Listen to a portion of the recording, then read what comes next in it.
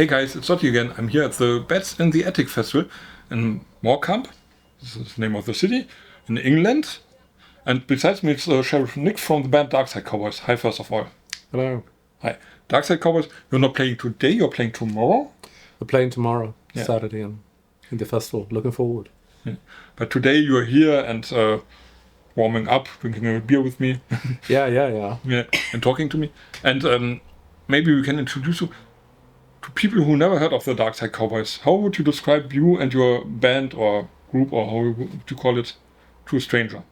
Yeah, that's the question, isn't it? Short version, maybe, if you picture a Gothic Western scenario, a Nordic noir setting from northern Sweden, well, there we are.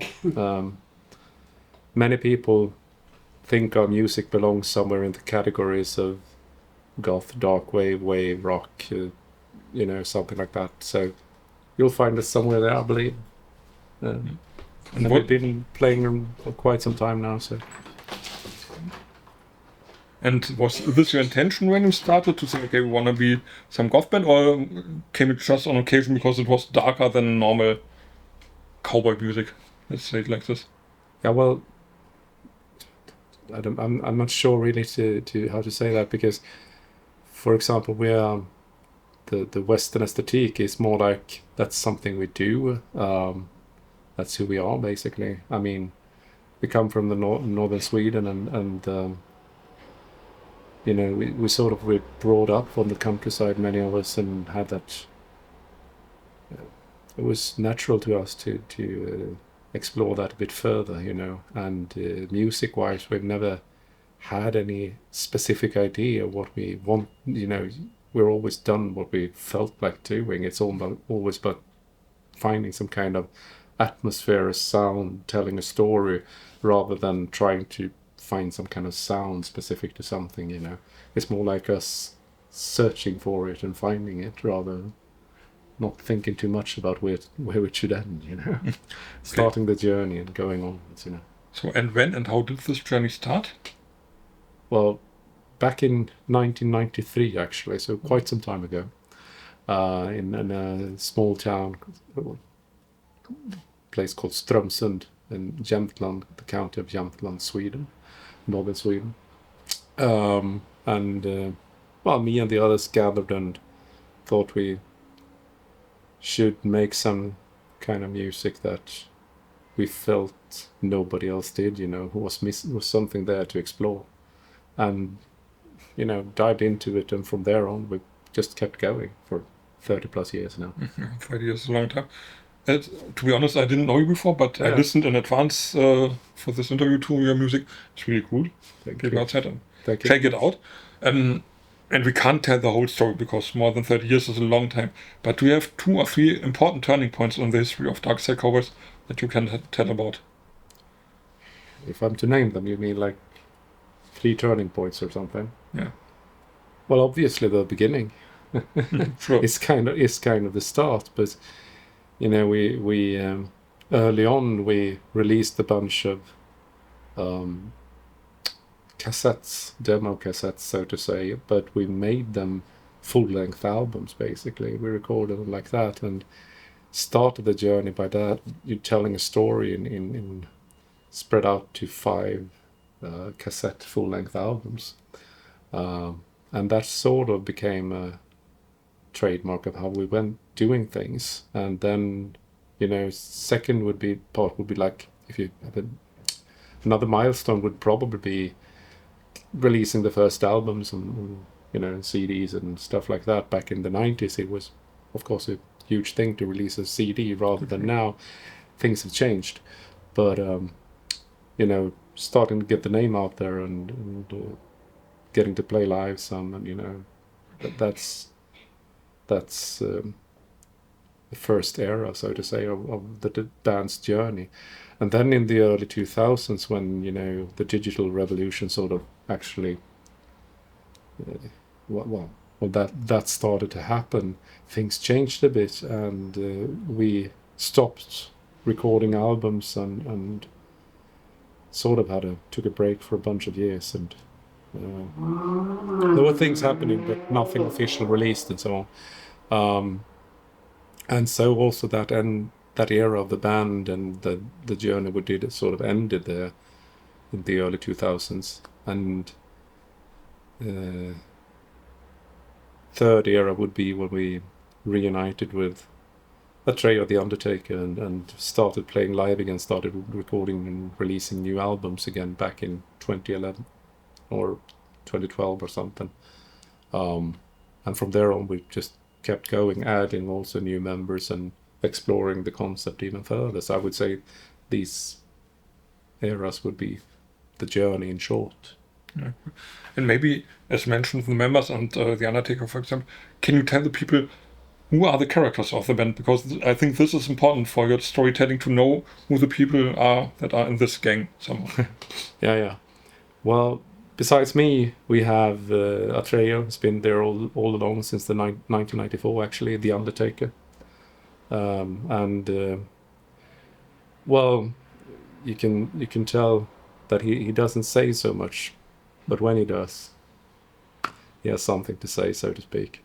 You usually see him live on stage playing the bass, but sometimes also different instruments. We have no specific, this is a guitar player, so we just, sometimes that changes. Then we have Vigilante, and he's been around since earlier, also 97 something in the band, 96, 97. And well, he talks a lot.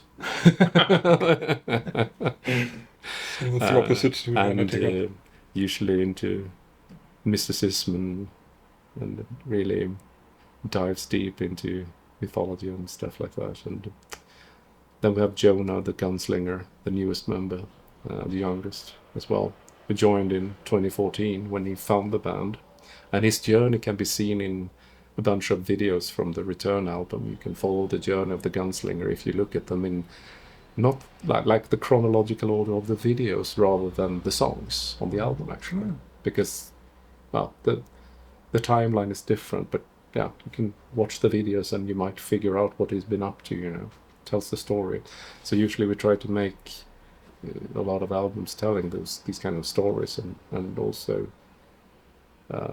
adding other writers to the team every now and then. We have a lot of guest musicians and people we collaborate with in different ways, dancers and so on. So the Dark Side Cowboys is a core of 4 people, we usually think of it, and then we add different writers when we feel like it. That's good. So this brings in new ideas, new stuff, to have other people involved into these processes? Yeah, of course, because you always, when you collaborate with someone new, you find, you go work different angles, and sometimes, for example, this spring we worked a lot with Remy de Clavier, or Robin Lilja as his name is, a piano player and composer, and award-winning composer, I might say, young guy, really talented, super talented guy, who's worked with us to arrange some songs for chamber music settings. So we explored that and also invited a bunch of other musicians, violin and viola players, and to join in and have a different take on the songs. It was really interesting. So I recorded that live as well. So such things happen all the time, basically. Yeah. This is a cool bridge to the current album, because I think this is Beyond. Yeah. Yes. Latest album, yes. And it's really cool, and I listened to it in advance. But have some other people contributed to this as well? And who and how and how did this work? Now I have to remember everything. Yeah, there has been some guest musicians on this one. For example, Marco Hautamäki from Two Witches, been playing the cello on songs. I think we had Jay West and Lewina Colt, aka Frida, who's doing some vocals and additionals to a few songs there on that album. So there's been many people contributing, doing things. So, and we have a bunch of people on the choir as well for two other songs. one of the chants. So, yeah, but songwriting wise, I think this album is mostly written all by us, but sometimes even others contribute to the songwriting process as well. Okay, cool.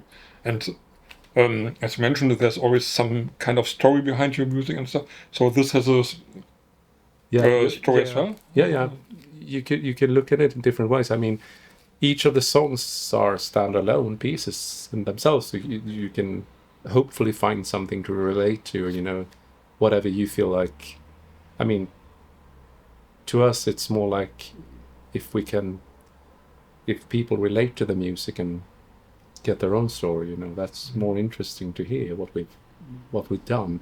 But there's also a story throughout the album and the videos that goes on that sort of continues where the album Return left off, and well, not to say too much, but it's a gathering, like a congregation of sorts for the cowboys to gather in at the ranch before setting out to take up basically go on the hunt for some other fellow riders in order to, the next chapter that will be explored in the next album as well, what happens later, so there's slow story going on there. And also a lot of the songs, that album deals with, the topics of life and death, but not in a traditional, typical way of doing that, but rather, I would say we put a lot of questions out there, and we go through the process of grief, basically, throughout the album, the songs. So music-wise, there's also a story going on between each of the songs. So you can look at this from each individual standalones, or you can follow the music concept, or you can follow the video concepts if you want, and hopefully it makes sense to you. So it has many levels, dimensions. Yeah, that's usually how we do things. We carefully, craft them in that way. But is it that you, for example, before you start recording an album or writing even an album, that you say, okay, we at least have to have some core idea where the story goes, or is it that you still are going on and, for example, writing a song and then see how it fits into the story? Both, okay. I would say. I mean, that sort of depends. The process is not. It's not like generic. It's like rather what comes along. Sometimes we know the full story. Sometimes we don't. Sometimes we sort of just, when writing something, just say, okay, let's. For example, we did a song called Summer Solstice, and it was written during summer solstice back at my place, and we're just sitting there, and I told the other guys, well, Jonas, play something that think sort of would paint the feeling you have right now, because you're sitting in northern Sweden in the middle of the night and it's still lights out. Mm-hmm. It's like daylight, and he sort of dived into that, and from there on came the rest of the song, and became part of that concept album that follows the full year cycle, going from the hibernation basically to awakening to autumn, and goes on like that. Cool. And as you mentioned, northern Sweden is where you come from and where you sit. So how would you compare northern Sweden to the Wild West from the feeling, the landscape and stuff like this? Are there similarities and differences, and which ones? Compared to? From this landscape, for example, and from the feeling to be there, living there and having a feeling of being in Wild West, for example. Yeah, well, if the American Wild West would have happened in Sweden, and in another time, another place, that's probably where you find the Dark Side Cowboys, So imagine that, because I'm not so fond of we're not glorifying the American Western in that story, but we're sort of telling our own story with a bit of that aesthetic, because it's also familiar to us, because Sweden was also a story of settlers and similarities in many ways. But if you speak about the nature of landscapes, I would say it's quite unique in its own way. Very many people come visiting, tell it's a very beautiful place. Some say it's like a miniature New Zealand sort of, but very condensed and smaller area. So yeah, the nature is beautiful. We have, the winters are cold, long and dark, so you get a lot of time to explore. But during summertime, it's very beautiful there. Daylight for 4 hours. Almost midnight sun. So it's a very beautiful place to be and staying creative. But it's, on the other hand, a long way to go when you travel throughout the world. Sure. And you mentioned you don't glorify the Western style, the Wild West stories, but No. for sure some inspirations come from this. Of course. So which Wild West stories do you really love? I would say the aesthetics of it rather, because we tell our own stories in our universe, so to say. But it's always a nice touch to dive into them old, classic Western movies. Of course, you can find some nice inspiration from there on. But it's more like the cowboys were Sweden. It's the Swedish version, as I said. Yes. Nordic version, probably. I would say. And the dark version. Obviously. And how would you describe your own darkness? What is dark in you? In me. Yeah. When you write music, it's a way of dealing with a lot of thoughts, emotions, questions, searching. That's many people do, and to me, it's a way of connecting to it, and it's a way of expressing myself, and maybe, some people, I don't know where their thoughts go when they feel sorrow, depression. To me, I usually try to create something out of it, and it's been there that way for a long time. It's a powerful medium to do that as well, and yeah, we don't write too many happy joy songs. We don't. I don't know. So no party songs. Occasion, every once in a while, but not many, and we haven't released them. Okay, so this is for the gigs where only friends and family are around, or people who want to party with you. That's for you to find out, right? I see. I hope welcome to visit Northern Sweden, and you might just find us playing something silly and stupid. Yeah. I will visit you one day, hopefully. Welcome. But my first show will be tomorrow. Yeah. So now let's come to this festival, Beds in the Attic. You never played here, I think. I think Mike told me. So, how did this come up? You knew it before, or did you knew Mike and Donna before? No, I didn't. We were invited by the organizers here, Mike and Donna, and really lovely people. And they approached us with wanting to have us on this festival, and we had some discussions back and forth, because if we take the effort of traveling so far, and doing the show like this, we want to make sure that we actually also can put on a good show, and that they have the right kind of tech and stage stuff and so on. I'm very happy so far with everything I've seen. I think it'll be a great show tomorrow, and I look forward to seeing this festival. I've heard a lot of good about it from friends and colleagues in other bands, and so yeah. Seems to be a great place. And it seems we are the first time here as well, but we feel home Morecambe, yeah. Already. Welcome at home, and we are looking forward to your show tomorrow and all other shows today and tomorrow. And so, how will you spend and your band members spend your day nowadays or today?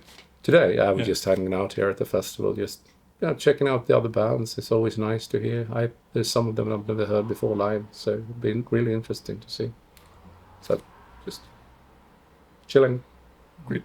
Tomorrow will be, then we'll have to work more. Yeah, sure. And what I mean, this is one reason why we said, okay, let's do the interview today. Yeah. So we have no stress today. Yes. That's good. And looking at future plans more than tomorrow. So what's coming next? What are the Dark Side Cowboys planning to adventure? Yeah, at the moment we're recording some new stuff. and that we're going to put out a lot of it, actually. And hopefully 2026 we'll see if 1 or 2 releases from us. And after that, I'm hoping we can go on the road again, or maybe already next year, to play some gigs and selected stuff, you know. So, I mean, we're working right now on another concept album to follow up this one. And they've written a lot of songs, over 20 songs, I believe, for a few things. So there will be a lot of stuff from us if everything works out as planned, that is. Yeah. So hopefully there will be enough reasons to do a follow-up interview. Yes, Next I year or hope something so. like this. Would be cool. Yeah. For today, do we want to greet our audience? Some message? If I want to say something, well, lovely having been here for the interview, of course. And if you want to check us out, there's go through our website, darksidecowboys.com. You know, find us there, write us. We always try to read everything we get and reply to as much as possible, you know. And feel free to come to Sweden and visit us. It was a great talk, great meeting. Thank you. So thanks for this. People outside, Dark Side Cowboys, great band, I can say, because I listened to them, and I'm looking forward to trying to say bye-bye. Cheers.